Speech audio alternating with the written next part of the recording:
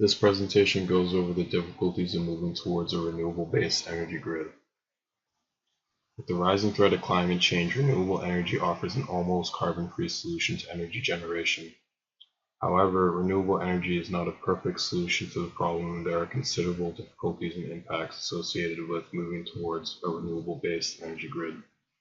One of the biggest issues with renewable energy, especially solar and wind, is that it's an intermittent energy source. This means that the energy source isn't always available, which creates a dilemma where energy production may not meet energy demand, as seen in the image here. This presents the need to redistribute the energy source to meet the demand. The most obvious solution to this is energy storage technology. Energy storage technology allows energy to be stored when production is high and demand is low, and to save it until production is low and demand is high. Some technologies that exist today are electric battery storage, as seen in the image, compressed air energy storage, and pumped hydroelectric storage. Compressed air energy storage compresses air into a chamber for it to be expanded to generate energy. The energy is stored via thermodynamic energy.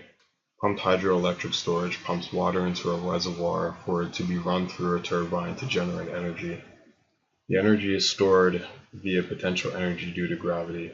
However, this needed infrastructure adds to the cost of energy production. The energy supply of renewables is free, however, the upfront costs per megawatt of energy production is higher than conventional carbon-based power plants. Moreover, to persuade corporations to use renewable-based energy, they are offered subsidies and tax cuts, which impacts taxpayers. As you can see on the graph on the right, solar is the most subsidized renewable energy source, followed by wind.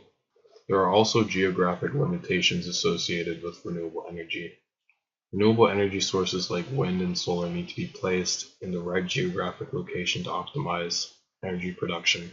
As you can see in the bottom left image, some regions of the US are better for solar energy compared to other regions. Also, depending on where you place a wind turbine farm will affect how much wind the turbines get. Lastly, renewable technology can have considerable environmental impacts. For example, hydro dams disrupt the flow of rivers and affect the ecosystems in the rivers and around it. Birds can collide with the blades on wind turbines and can be affected by the pressure changes caused by the rotating blades. Solar energy takes up a lot of land, which can cause habitat loss. Bioenergy also uses a lot of land, which can lead to land clearance. And geothermal plants, under extreme circumstances, can cause earthquakes.